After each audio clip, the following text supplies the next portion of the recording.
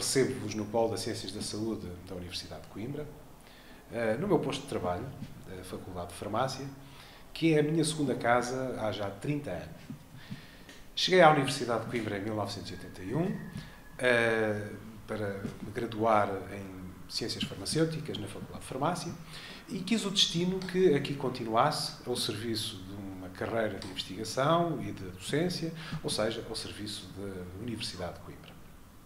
Desde o tempo de estudante, tenho tido contacto com a investigação científica, primeiro porque exerci as funções de monitor no Laboratório de Farmacologia da Faculdade de Farmácia, o que me proporcionou um contacto, talvez precoce, com a investigação científica, mas que veio determinar as minhas opções profissionais. Acabo por consolidar a formação científica e académica na Universidade de Coimbra, com alguns momentos que intercalo com formação em França, e por defender a minha dissertação de doutoramento também aqui na Universidade de Coimbra, doutoramento em farmácia, na especialidade de farmacognosia e fitoquímica. Nesse mundo da química das plantas, tenho uma predileção especial por um grupo de pequenos compostos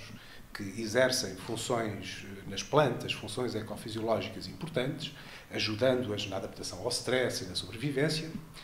e que são capazes de desencadear estímulos sensoriais, olfativos, nos humanos.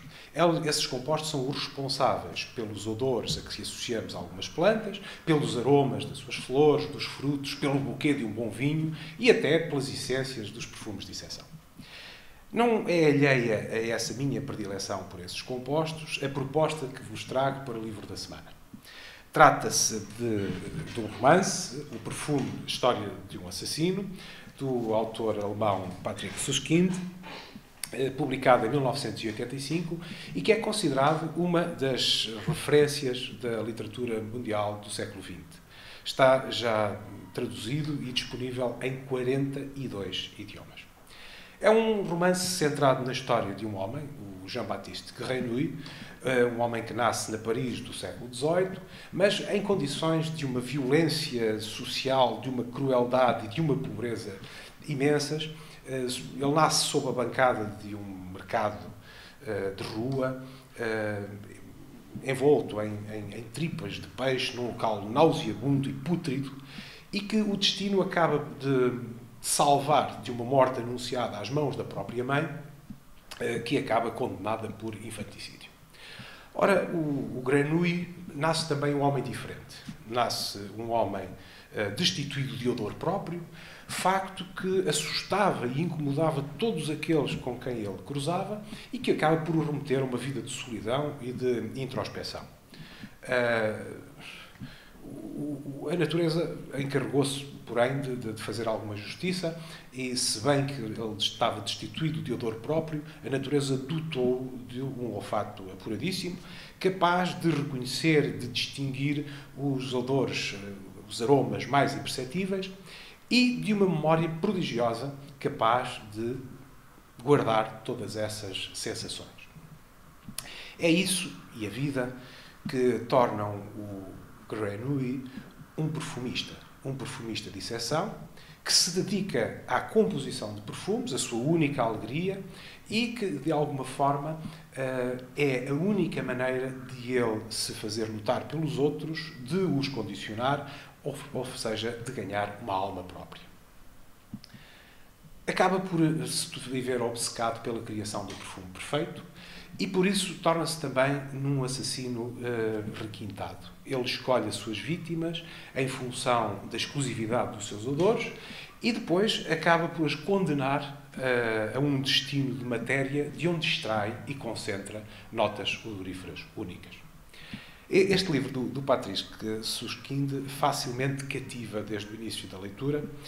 na medida em que ele consegue equilíbrios fantásticos entre a crueldade, entre o fantástico, o racional, o irracional, e simultaneamente incorpora descrições extraordinárias, quer dos personagens, quer dos cenários, mas especialmente das sensações, dos odores, dos aromas, que sempre omnipresentes e que nos levam a viagens entre o real e a fantasia. É um romance único, também talvez só o Patrick Suskind pudesse ter escrito,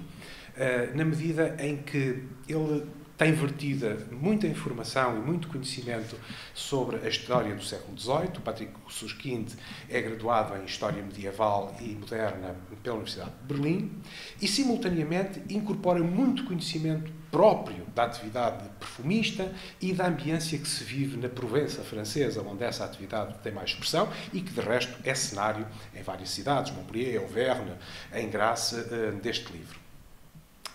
O Patrick Susskind estudou, pelo menos fez parte dos seus estudos na Universidade de Aix-en-Provence, que é uma cidade vizinha de Grasse, a eterna capital da perfumaria mundial. Esta minha revisitação ao perfume quase me obriga a divulgar uma outra obra, um outro livro, num outro contexto, que não é um romance, mas sim um documentário técnico-científico, apenas disponível em língua inglesa, e que se intitula Scent of the Vanished Flora. Eu atrevo-me a adiantar uma tradução, Os aromas da flora em extinção. É escrito por um cientista suíço, com quem tive já o privilégio de privar algumas vezes, Roman Kaiser, que tem dedicado toda a sua vida à investigação e à reconstituição de aromas naturais. E, há alguns anos atrás, durante 10 anos, liderou expedições no Hemisfério Sul, em zonas tropicais, onde, com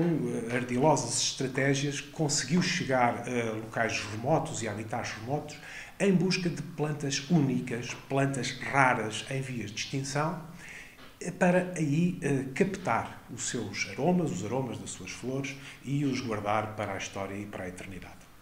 Acaba depois por publicar este livro, onde faz uma recolha e uma descrição de cerca de 250 dessas espécies em vias de extinção, com a particularidade de descrever quimicamente e exaustivamente o aroma daquelas fragrâncias das flores. Não poderia deixar de dar esta nota quando vos proponho o perfume para também este Roman Kaiser, um outro caçador dos nossos tempos, um caçador de perfumes. Se o primeiro é uma obra de referência da literatura do século XX, o Scent of the Vanishing Flora é um hino à vida na Terra e mais um testemunho da grandeza e do valor da biodiversidade.